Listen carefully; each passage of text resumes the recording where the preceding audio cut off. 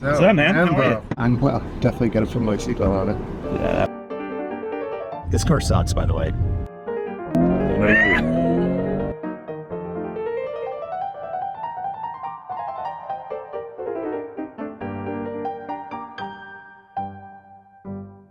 My name's Mary Austin, spelled M-E-R-R-Y, like Christmas. I am the marketing manager for events, community, and partner marketing for Osano. So how did these guys find you? You were just walking around and they were like... walking around. I'm also an exhibitor. We do high-end activations that involve conditional probability. Welcome to the Lamborghini adventure. I got into this industry probably 40 some years ago in sales, and I was selling trade show exhibits back when that's all the industry really was. I am Megan, born and raised in Las Vegas, Nevada. Las Vegas Expo, I was working an event with them, essentially inserted myself into their company, and I've been with them for 3 years now.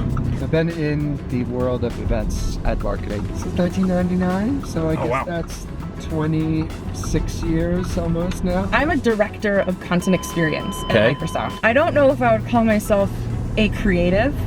I feel like that would be a kindness to me.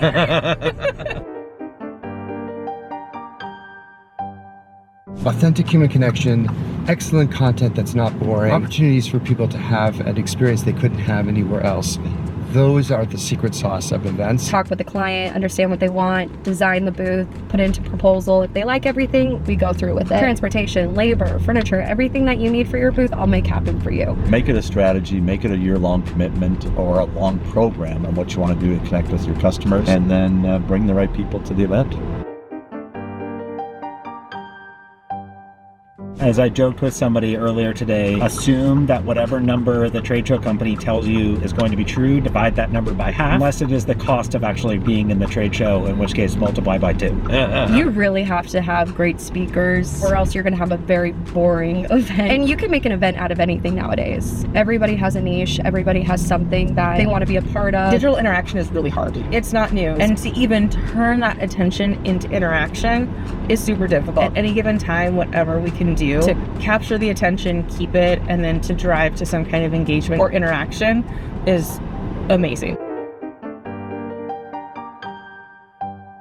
I definitely don't lean into swag because I know that the research says something like 80% of swag ends up in the trash. However, I have at times found it can be effective if you can come up with something that people truly want. Otherwise, don't waste your money. I personally love swag. Like, I'm in branded custom Nikes right now. We are big on swag, but only when it's done intentionally. Those little knickknacks, I think we should do without. The way we do it, only do swag that is useful. Something that's like hyper relevant to what they would need to use at their desk. And we theme all of the swag or prizes that we hand out to like survival or outdoors. Because I think swag is super important and I love it, and it gets people really excited, especially when it's fun and themed.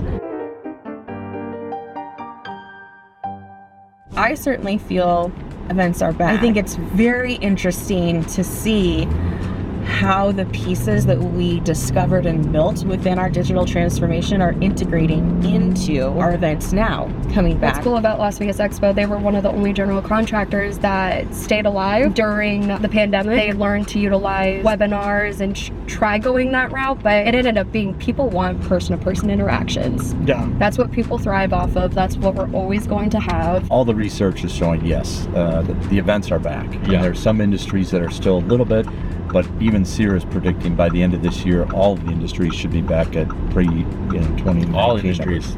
All industries should be back. And again, I think all the research is still showing that this is the most cost-effective way to get together with your customers.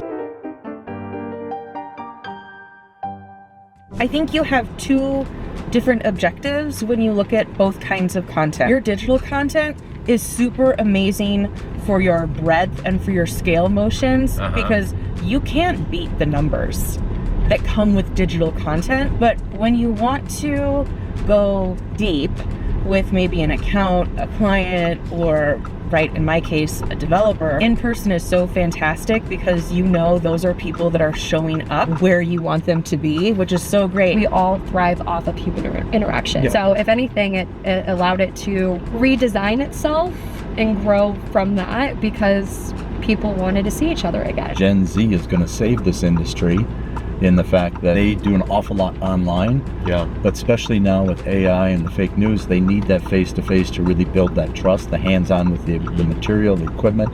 They want to feel and see it inside for you. Don't send your salespeople to those events. Send your SMEs, send the engineers to where it plays sense, because they really want to get that insight to what really the product is and what's going on with it.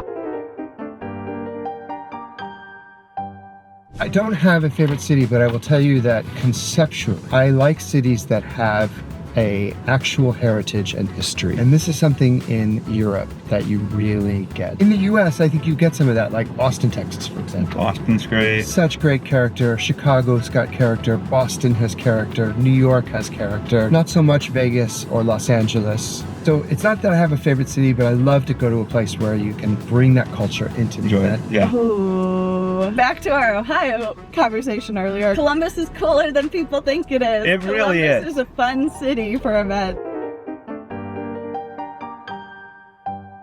What I'm really looking to do is to connect the dots between the sales organization that I have and the trade show team. Like, they're basically one and the same. Like, I don't have a trade show team and a sales team. Sure. My sales team is at the trade show, but basically tracking where the source of where we met that person. I would say the connections that you make with people. We just threw our first annual Rising Leader Summit, and even though it was 100 people, it was so wildly successful. The intimacy that it was able to give to us within just having 100 people, it allowed everybody to know each other a lot more. Like, I would look at Freeman, Shepherd, GES, and go, yeah, those are our competition. But at the same time, we all realize that we're all in this together. Yeah. So that's number one. Number two, the food.